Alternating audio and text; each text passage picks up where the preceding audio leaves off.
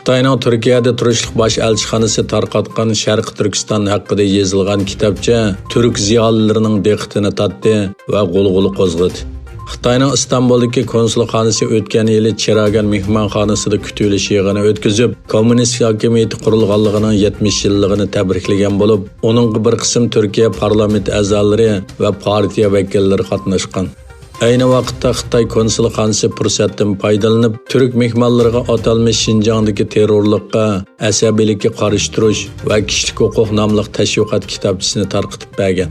Aysa Yusuf Aliptekin fondi jamiyatining raisi, İstanbul Universiteti Türk Tadqiqot institutining lektori doktor Ömer Qul yaqinda ijtimoiy taratqularda Xitoy konsulxonasi tarqatgan 42 betlik kitobning bir taraflama qarash va burmalash bilan to'lganligini oshkorladi. Bu kitob Sharq Turkiston va Uyg'urlarning tarixini burmalab, Uyg'urlar bilan turklar o'rtasidagi qandoshlik munosabatini rad qilgan. Uningda mundaq deb yozilgan: Sharq Turkiston qadimiy davrlardan tartibli Xitoyning ayrilmas bir qismi. Uyg'urlar turklarning avlodlari emas.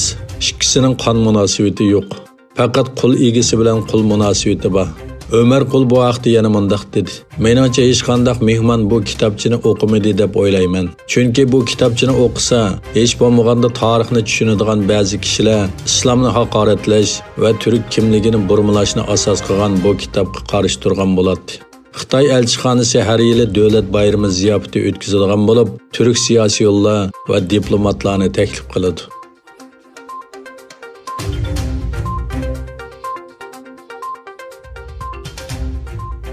Uyg'urlar va boshqa musulmonlar Sharq Turkistonda sistemalik boshqarish va kamsitishga duch kelmoqda. Ammo u yerda Xitoylarning hayoti qandoq? Yaqinda Sharq Turkistonda yashaydigan bir Xitoy xalqaro kechirim tashkilotining to'g'rida bu haqda bir maqola yozgan bo'lib, Sharq Turkistonning vaziyati qisman aks ettirib berilgan. Maqolada rayon vaziyatining kun sayin yomonlashganligini mundaq ifodalagan: "Men bir necha yil ilgari ko'chib ketdim. Har qatim uyga qaytgandan keyin hukumatning kontrolligining eshishiga ergishib, kayfiyatim texmi ig'irlashganligini his qilaman. Har qanday bino, restoran, savdo saroy, kinoxona, doktorxona, talla bozoriga kiring, ahvol o'xshash. Bexatarlik tekshirishi, so'mka tekshirish, kimlik kartasi surkash. Balaliqimdagi esimda qolgan joyga selishtirganda ilmiy fantaziyalik filmda turgandek his qilaman."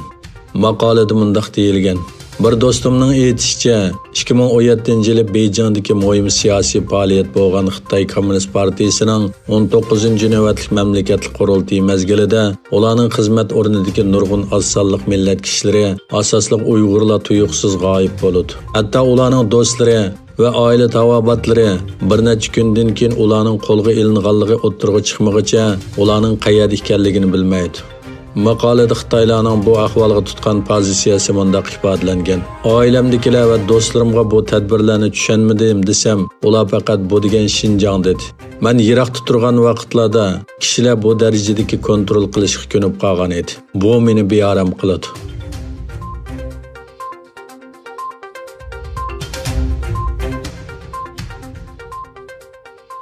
Amerika Adliya Ministerligi juma kuni 41 yoshli Jang Hao ismli Xitoyning iqtisodiy josuslik, savdo maxfiyatligi va suiqasd jinoyati bilan ayblanganligini e'lon qildi.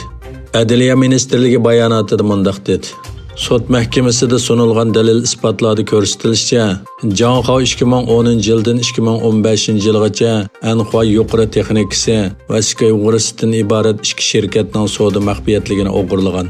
Bu ikki shirkat yerim o'tkazgich loyihalash va pishiqlab ishlash bilan shug'ullanadi. Jang Hao Kaliforniya universitetining doktorlik unvoniga erishib, Xitoyga qaytib ketgandan keyin Nanjing universitetining professori bo'lgan. 2015-yili Jang Hao Xitoydan Los Anjelesga qarab uchganda soqchilar tomonidan qo'lga olingan. Jang Hao Kaliforniya San Jose Federatsiya sud mahkamasi tomonidan savdo maxfiyatligini o'g'irlagan va Amerikadagi iqtisodiy josuslikka qatnashgan deb ayblangan bo'lib, 31-avgust hukm e'lon qilingan. Sud hujjatida ko'rsatilishicha, Jang Hao iqtisodiy josuslik jinoyati bilan 15 yillik, savdo maxfiyatligini o'g'irlaganligi uchun 10 yillik qamoq jazosiga hukm qilinishi va $250 ming jarimani qo'yilishi mumkin ekan.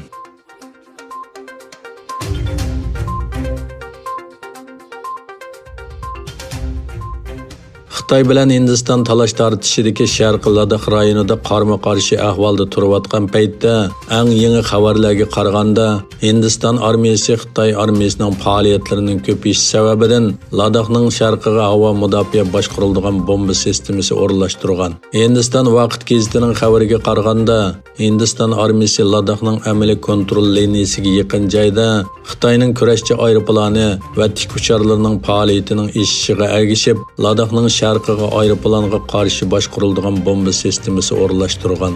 Hindiston saplagan tez inkas qaytaradigan havo mudofaa boshqaradigan bombasi sekundda tez harakatlanadigan kurashchi aeroplan va uçquchsiz aeroplanni etib tushira oladigan Akash boshqariladigan bombani o'z ichiga oladi ekan.